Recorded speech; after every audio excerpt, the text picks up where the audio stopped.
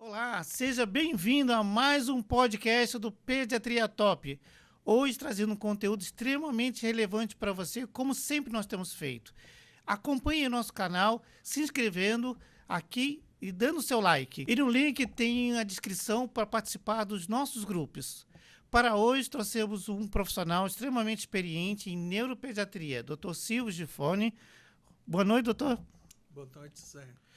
O senhor tem uma experiência enorme, pelo que eu conheço, amigo nosso, em neuropediatria. Fale um pouquinho da sua carreira para nós. Zé, eu fiz minha formação em medicina na Faculdade Federal do Ceará e eu vim fazer neuropediatria na Unesp, em Botucatu. Fiz neuropediatria e neurofisiologia e depois eu fiz genética na Unicamp.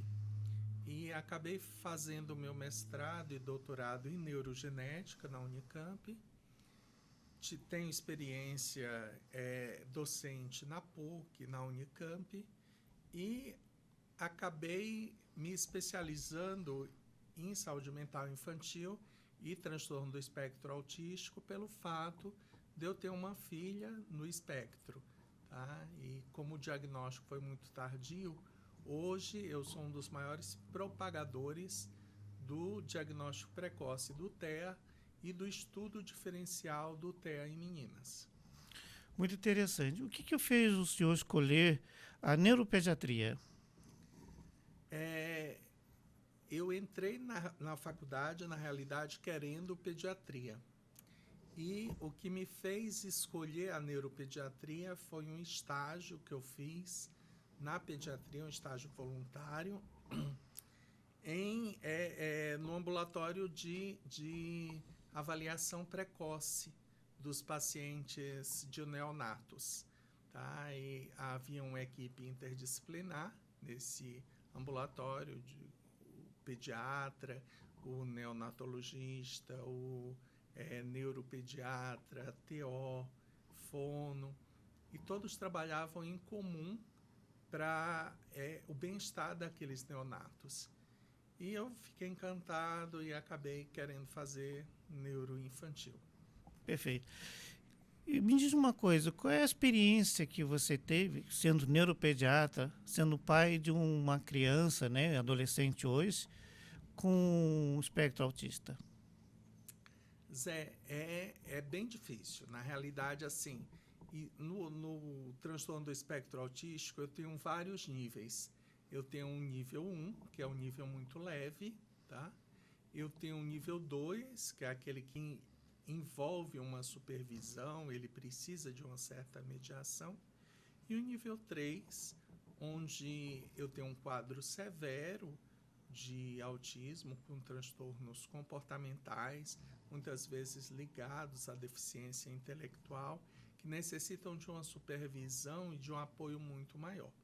Tá? Então, a minha filha é nível 1, e nos pacientes com nível 1, às vezes transbordam o que a gente chama de comorbidades. São coisas que seguem um transtorno do espectro autístico que são comuns, como o transtorno de ansiedade, o transtorno do déficit de atenção e hiperatividade, o transtorno de oposição e desafio, tá? Outros transtornos que se seguem, mas cujo diagnóstico de base é o transtorno do espectro autístico.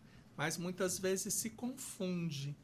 E minha filha, ela recebeu ao longo da sua vida vários outros diagnósticos, tá?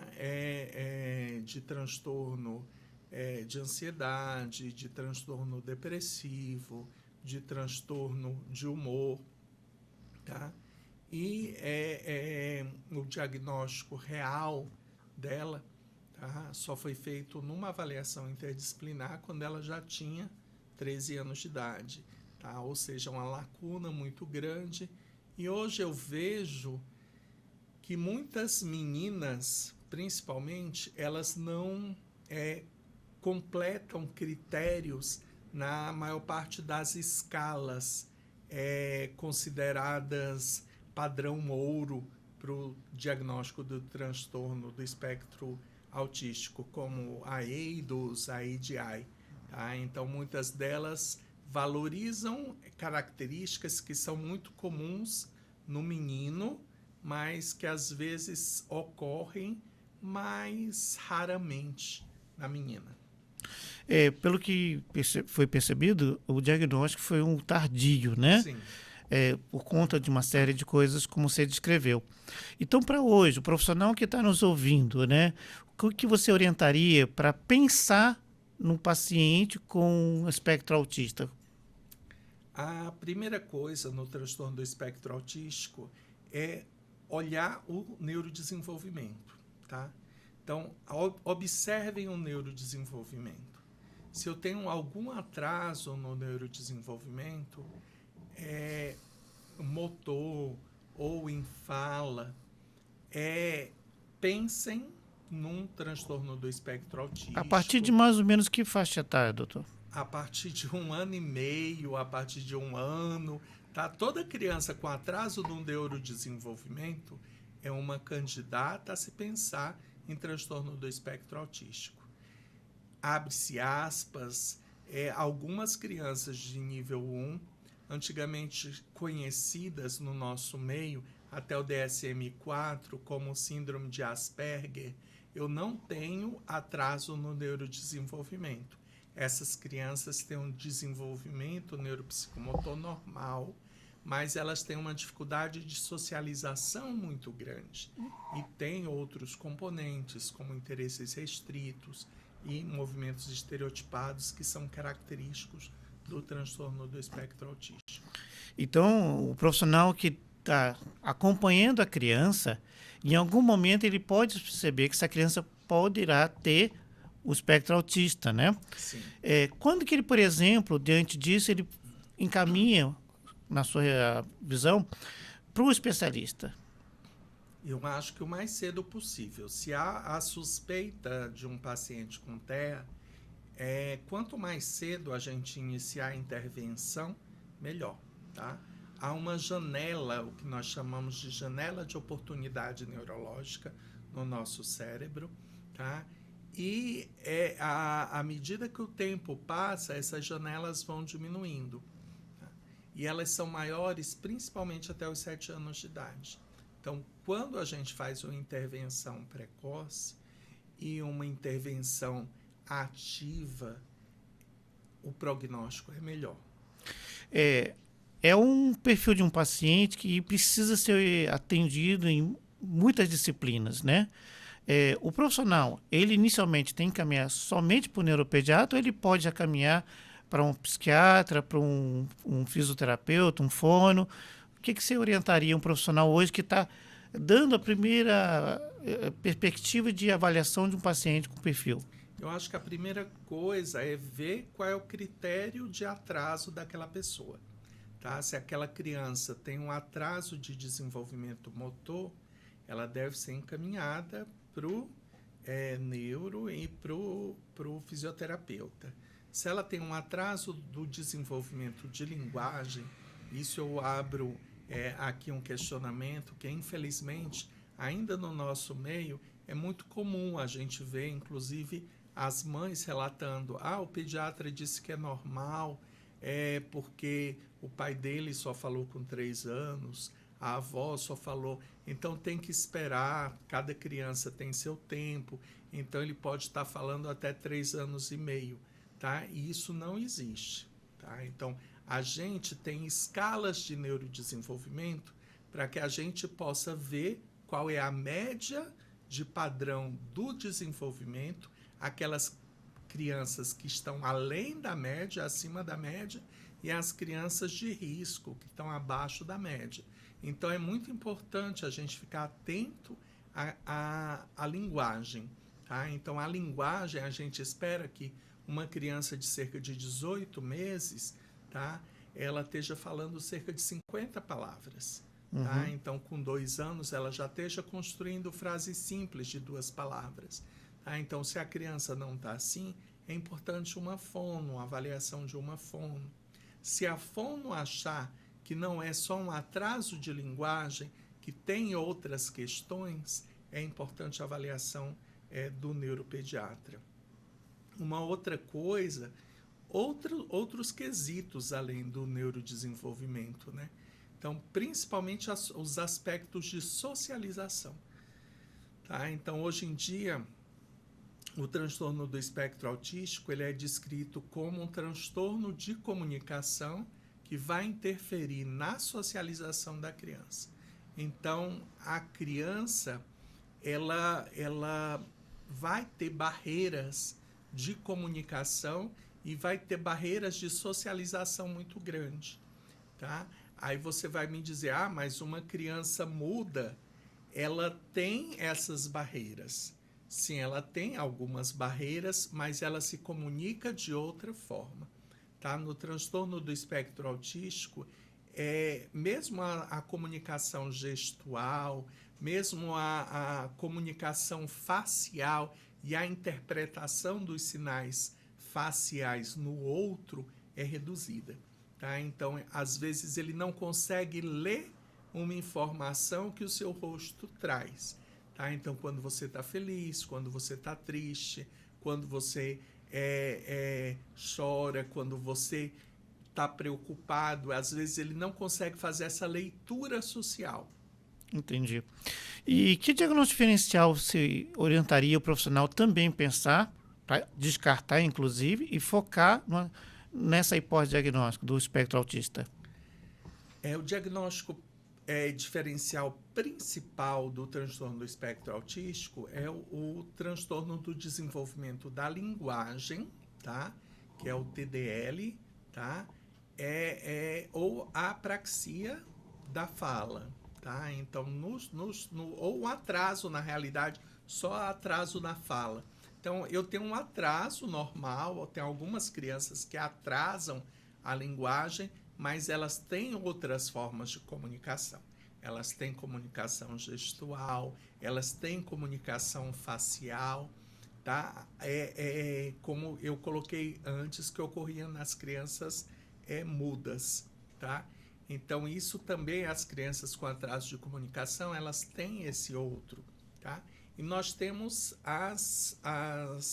o transtorno do desenvolvimento da linguagem, onde eu tenho um atraso por questões, em geral, motoras ou sensoriais, orofaciais, que vão provocar essa alteração no desenvolvimento da criança. A característica da manifestação do espectro autista pode começar mais tardiamente, por exemplo, na fase escolar, na adolescência ou na idade adulta?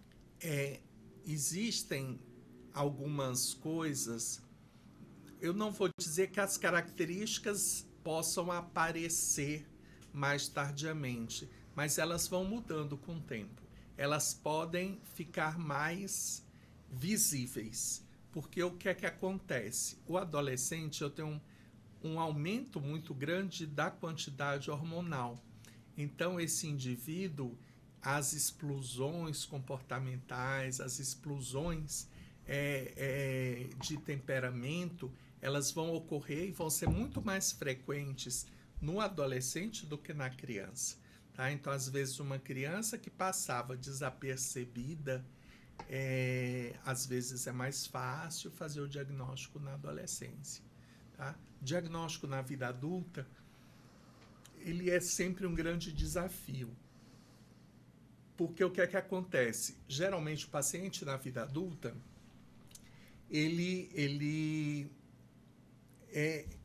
faz o diagnóstico, geralmente ele acaba pensando na possibilidade dele ter esse diagnóstico, por conta de hoje haver uma difusão maior do conteúdo sobre o transtorno do espectro autístico.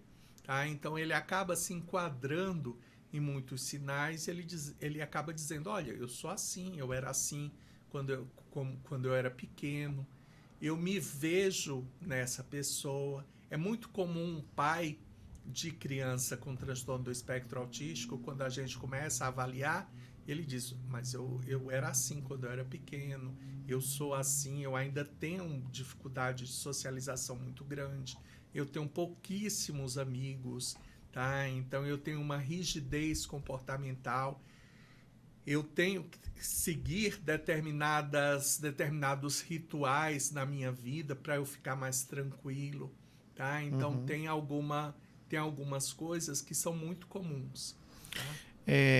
Houve uma mudança na classificação da SM4 para a SM5, né? Sim. Hoje, atualmente, como que seria? Você chegou a fazer a introdução, colocando algumas definições da classificação.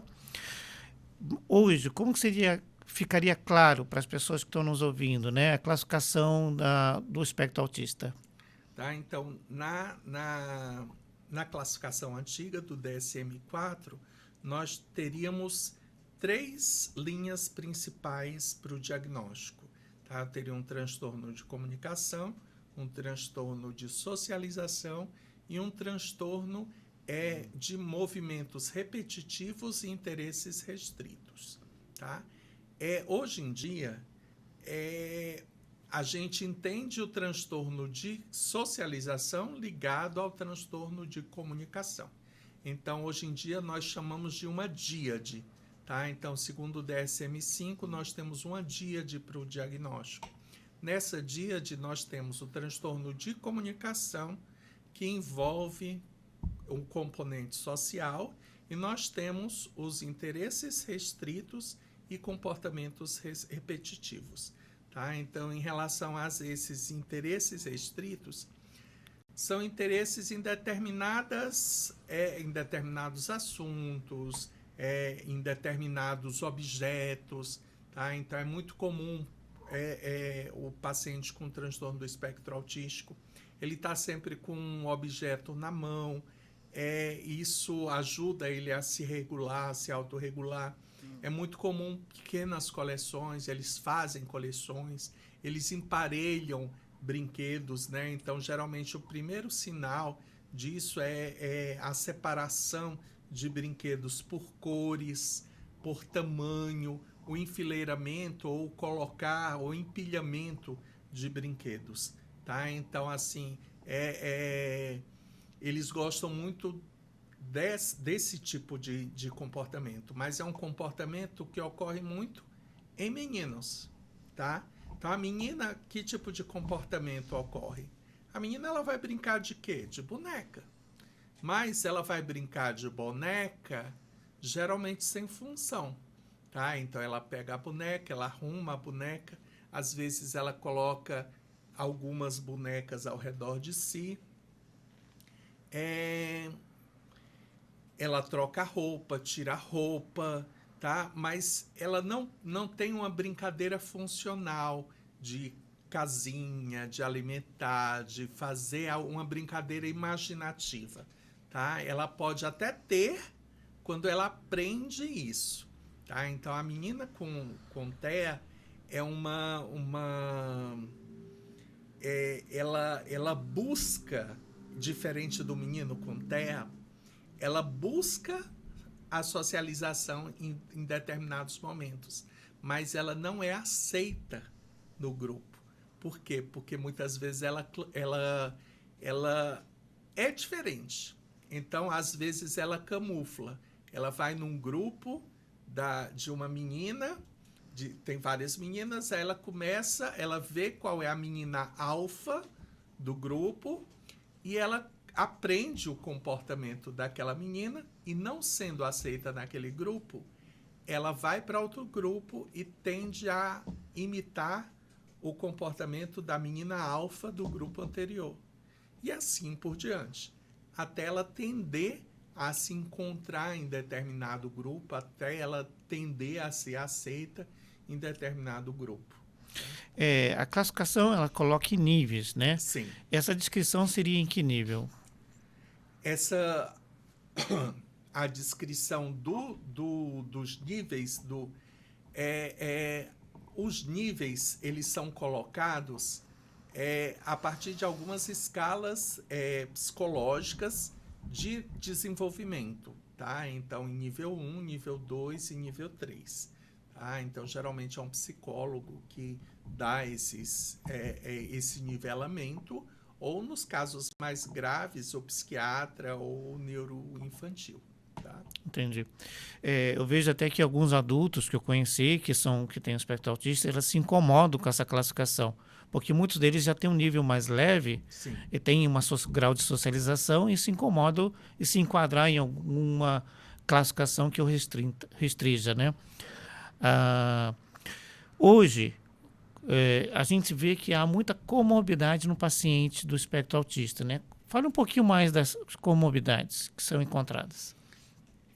Aquilo que é mais frequente no transtorno do espectro autístico e mais preocupantes é o quadro depressivo. Tá?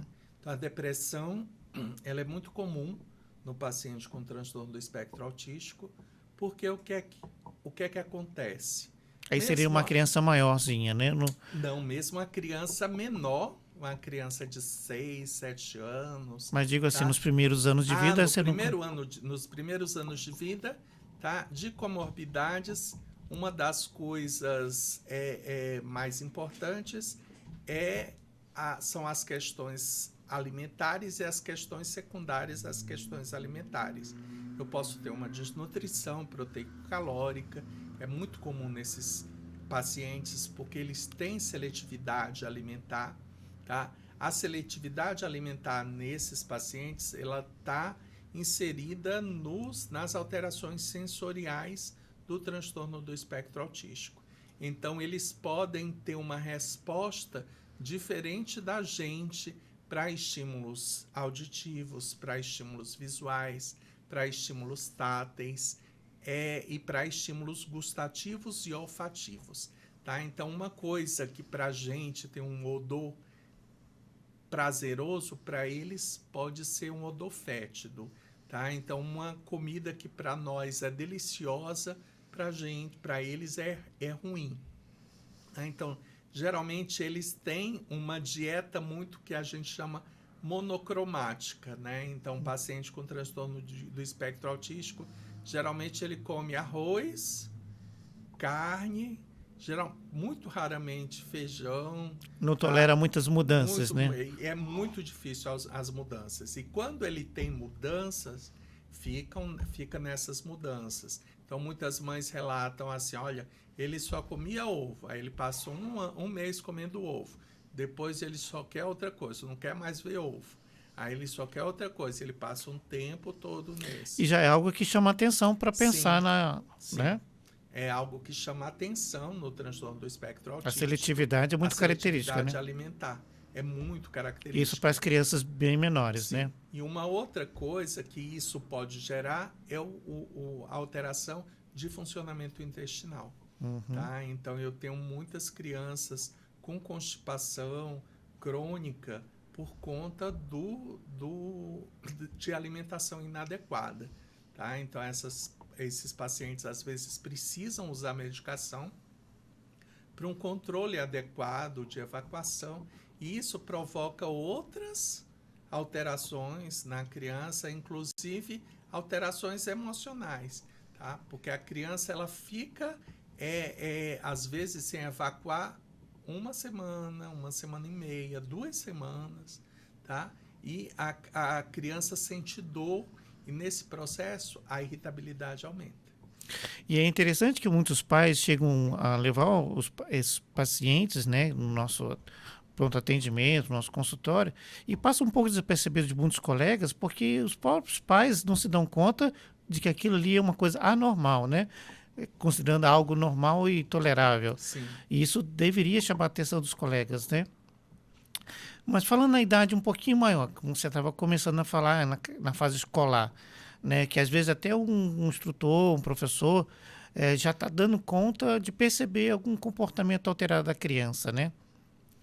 Na idade escolar, aquilo que eu tinha falado para você, o que mais nos preocupa é o comportamento depressivo, né? Então, a depressão é algo muito frequente. É porque nessa fase, né, Silvia, a criança já está mais sociável, teoricamente. E ela tem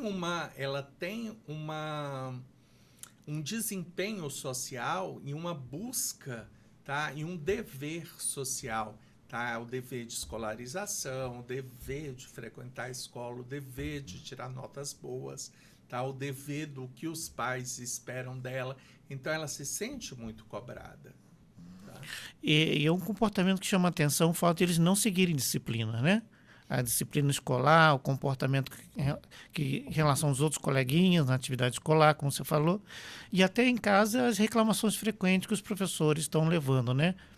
E o que chama atenção também é isso, né? Porque a mãe recebe queixa, os pais são orientados que a criança não tem um comportamento, por isso que os colegas têm que ficar muito atento a coisas que muitas vezes chamam atenção para a gente e que não chamam atenção dos pais, porque é um grau elevado de tolerância. Por isso, muitas vezes, a gente vê passar por vários colegas, né, inclusive neurologistas e psiquiatras, que aí fica o diagnóstico muito tardio, não é mesmo?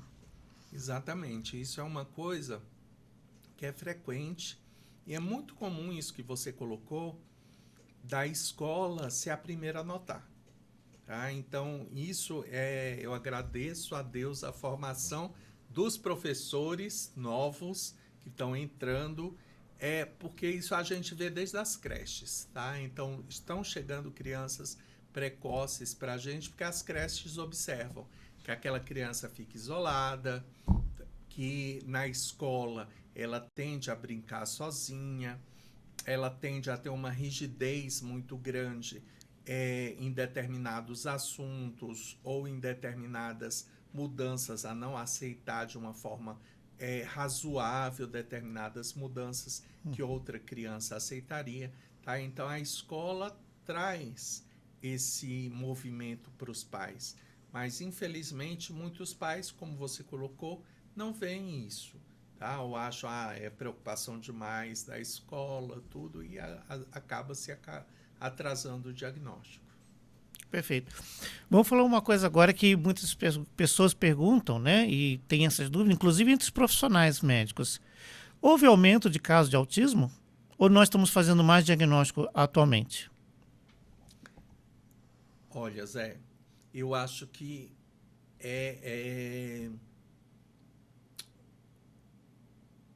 houve um aumento, um boom de diagnóstico, mas eu acho que a formação dos profissionais está muito melhor. E uma outra coisa é que o DSM-5 ele mudou os aspectos de diagnóstico, ele trouxe uma facilidade maior de diagnóstico, o diagnóstico está muito mais claro em relação a isso. Tanto o DSM-4 já traz uma clareza maior em relação a isso. E o DSM-5, junto com a CID-11, eles tentam reiterar esse diagnóstico de uma forma bem mais clara, e aquelas pessoas que não eram consideradas do espectro, que eram tidas como um quadro à parte, hoje em dia são consideradas como transtorno do espectro autístico. Tá ótimo. E em relação a alguns questionamentos que inclusive a gente viu na mídia até recentemente e vem se propagando, né? Fake news acontece. O que você diria à pessoa que divulga que autismo tem relação com a vacinação? Tá. Nós tivemos, infelizmente, um trabalho publicado na década de 80, que entre 80 e 90, que um trabalho assim, publicado no Lancet. Tá? O Lancet teve que se retratar, e o médico que publicou esse trabalho, ele perdeu a licença médica. Tá? Então, ele fez uma abordagem implicando o transtorno do espectro autístico à vacinação. Tá? Mas, assim, uma premissa completamente falsa e um estudo completamente inadequado. A mesma coisa que eu digo assim, você bebe água? Sim, eu bebo água. Então, todo autista bebe água, então a água gera transtorno do espectro autístico. Então, é uma coisa assim, tá? Então, esse médico perdeu a licença dele, tá? Então, ele não pode mais clinicar, nem como médico geral. E o Lancet teve que se retratar na imprensa mundial por conta disso. Infelizmente, ainda hoje se propaga e há uma visão muito inadequada de vacinas e há um medo muito grande de vacinas. Inclusive, a gente teve uma adesão ainda pequena à vacina do Covid, à vacina da dengue, outro tipo de vacinas, por conta desse medo de vacinação que há no mundo inteiro. Isso foi terrível, né? E provavelmente estimulou vários pais a não vacinar seus filhos. Então, não há uma correlação que a gente pode dizer com certeza com relação a qualquer uma das vacinas atualmente. Então, quais as causas possíveis ou teóricas que estão associadas ao aparecimento do autismo? Zé, o autismo, hoje em dia, antigamente a gente dizia que se acreditava que 90% dos quadros de transtorno do espectro autístico eram genéticos. Hoje em dia, a gente, depois teve um grande trabalho assim na Suécia, ele pegou pacientes autistas de mais de 50 anos, tá? E ele fez um trabalho de triagem muito grande, tá? O que provoca, o que pode provocar, tá? E eles viram que não só fatores genéticos, mas os fatores ambientais, eles geram uma influência muito grande no transtorno do espectro autístico, tá? Então, assim, fatores ambientais que já ocorrem desde a gestação, tá? Então, por exemplo, o uso do valproato na mulher grávida, tá? Então, é uma das características da síndrome do valproato fetal, né? Assim, uma das causas. E a síndrome do valproato fetal é uma causa de transtorno do espectro autístico, tá? Então, esse indivíduo, ele geralmente evolui com um transtorno do espectro autístico ou um transtorno comportamental grave, que é provocado pelo uso de medicação na gestação pela mãe, tá? Outros, o uso de drogas, o uso de abortivos, tudo isso pode prejudicar o desenvolvimento da criança já no período gestacional, tá? Então, fora disso, nós temos o quê? Nós temos os abusos alimentares, a introdução de uma alimentação muito industrializada, tá? Então, tem um aumento muito grande de produtos industrializados, uma oferta muito grande de açúcar, tá? Então, hoje em dia, a gente sabe que os genes ligados ao TDAH, tá? Então, há um fator que a gente chama que são fatores epigenéticos, que são fatores ambientais que controlam fatores genéticos, fatores gênicos, tá? E dos fatores ambientais que mais estimula no aparecimento de sinais de TDAH é o abuso de açúcar. Tá? Interessante. O açúcar comum mesmo, né? O açúcar refinado. Comum, o açúcar refinado. E em relação a algumas infecções? As infecções congênitas, tá, também são uma das causas de transtorno do espectro autístico, tá? Então, você vê algumas infecções mais graves, tá? Então, toxo, CMV, tá? Então, geralmente, elas, nos quadros mais graves, elas provocam um quadro de paralisia cerebral associado, tá? Então, a surdez, a alteração auditiva, entre outras, e em alguns outros, elas podem provocar um transtorno do espectro autístico mais leve. E em relação à idade materna? A idade materna e a idade paterna, elas estão muito também ligadas a esse aumento do transtorno do espectro autístico. Porque hoje em dia, as mães, elas estão deixando para ter filhos cada vez mais tarde, tá? E a idade materna avançada, ela é uma das principais causas de alterações gênicas, tá? Tanto a idade materna e a idade paterna é aumentada, tá? Então há risco para essas crianças. Tem uma possível correlação. Sim. Como você começou a falar sobre o TDAH, como que o profissional que está atendendo criança poderia fazer o diagnóstico diferencial entre o espectro autista e a criança com TDAH? Na realidade, o TDAH é uma comorbidade que é muito encontrada no transtorno do espectro autístico. Tá? Então, é muito comum os pais irem procurar a gente pensando que o diagnóstico é TDAH e a criança sai com o diagnóstico de TEA, de transtorno do espectro autístico, porque existem muitos elementos comuns. Tá? A criança também pode ter as duas coisas. Ela pode ter um TEA e pode ter TDAH. Tá? Então, o TDAH é uma comorbidade do transtorno do espectro autístico. Tá? Então, quanto que você acharia um percentual de associação? De TDAH com TEA, olha, é bem frequente, mas eu não sei te dizer o percentual. Eu posso ir atrás, mas hoje em dia eu nunca li nada a esse respeito, mas eu sei que é alto. Bastante alto. Seria alto. Talvez mais do que 50% dos casos que você, na sua experiência ambulatorial? Eu acho que uns 40%. Bastante uns 40, mesmo. 45% dos pacientes com TEA. Vamos tratar agora sobre tratamento, abordagem Sim. terapêutica.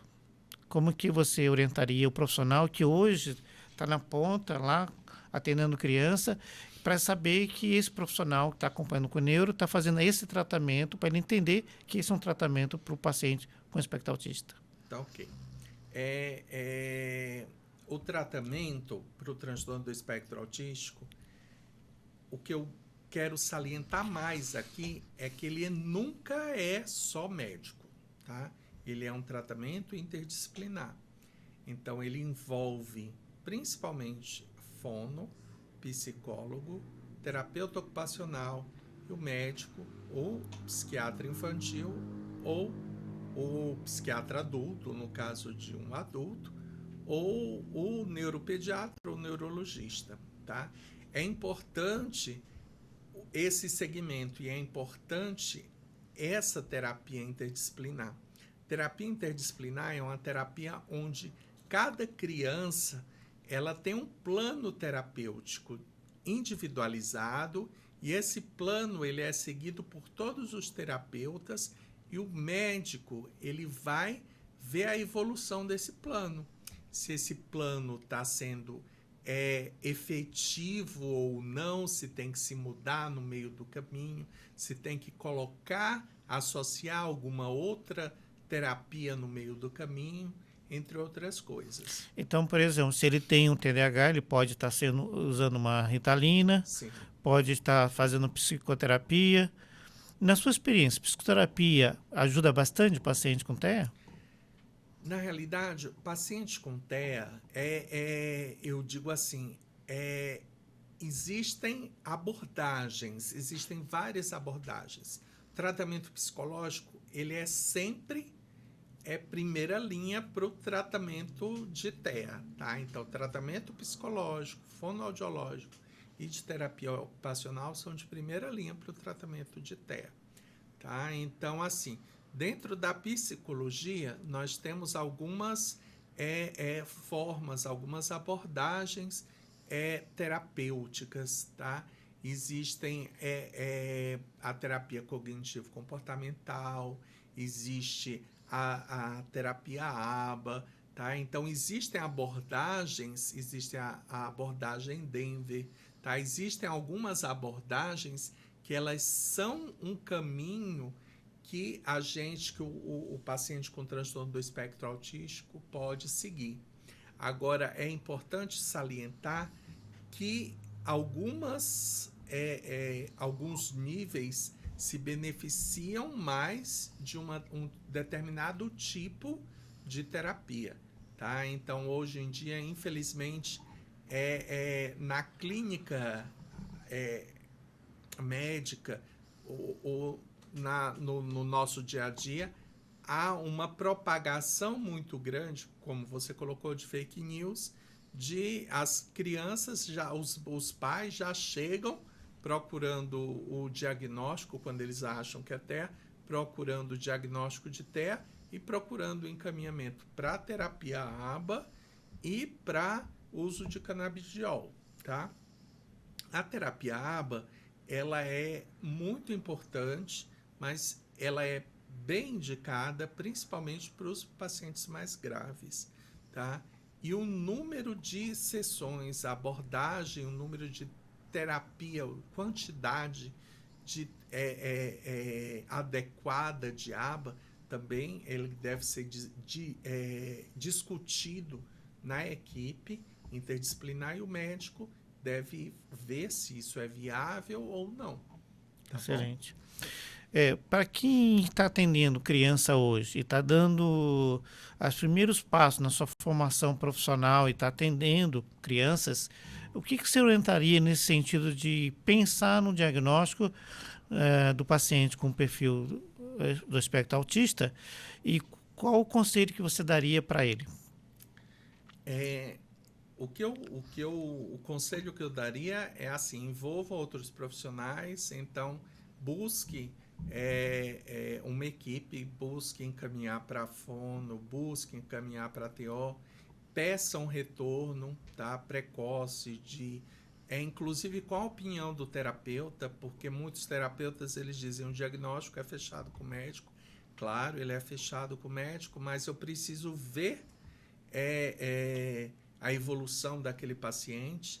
É importante relatório escolar, o relatório da creche e vídeos dessa criança em aspecto lúdico, tá? Então a criança no brincar ela se revela, tá? Então assim, aquela criança que brinca muito isolada, aquela criança que tem maneirismos no brincar, aquela criança que as pessoas estão brincando e ela está só correndo atrás, sem saber o que está fazendo. Então, tudo isso são pistas para um diagnóstico precoce de transtorno do espectro autístico. E como você orientaria o profissional diante dessa hipótese que ele faz e tem os pais que são relutantes à hipótese? É uma questão de realmente conversar, tá? De abordar e de explicar que aquilo vai mudar. Como você falou da questão do diagnóstico precoce, né? Tá? Porque vai mudar, que se tem que aproveitar essas janelas de neurodesenvolvimento, porque uma criança estimulada desde os 2 anos é completamente diferente de uma criança estimulada a partir dos 7, que é completamente diferente de um adolescente que começa a ser estimulado. Ou seja, quando faz o diagnóstico e todo o tratamento, a abordagem multidisciplinar é feito precocemente, de uma forma adequada, ele vai se tornar um adolescente ou um adulto com menos transtornos, vamos dizer assim, com mais equilíbrio. Não vou dizer com menos transtorno. O transtorno ele é um só. Tá? Existem pacientes que Eu digo no sentido de ele ter mais tolerância, mais autoestima. Sim. Tá? Os sinais, é aquilo que o Zé está colocando aqui, pessoal, é que os sinais vão desaparecer.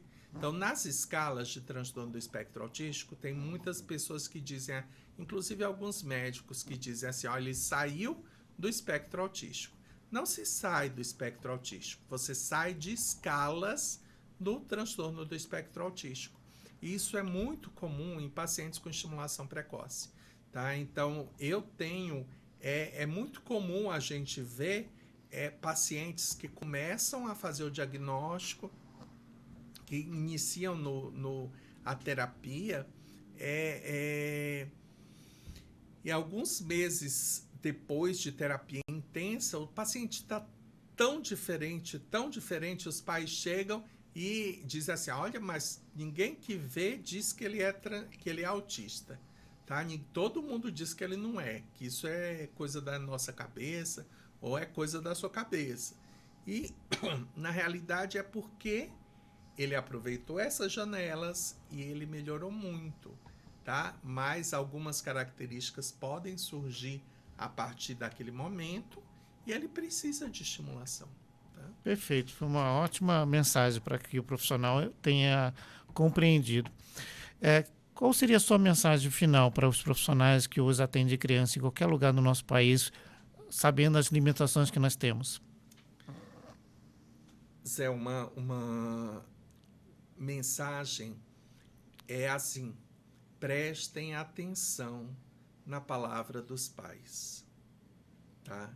Às vezes a gente desacredita muito da palavra dos pais, do que os pais falam, do que os pais sofrem.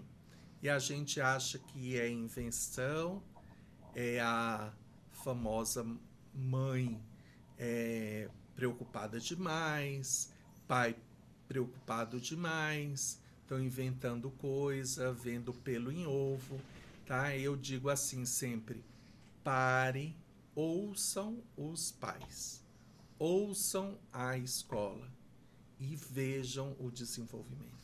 Um pai, uma mãe, um professor que esteja falando para o médico, dando a entender, essa criança não consegue fazer isso, não consegue fazer aquilo, não está podendo fazer isso, tem um comportamento diferente das outras coleguinhas, tem que levantar a nossa antena, né?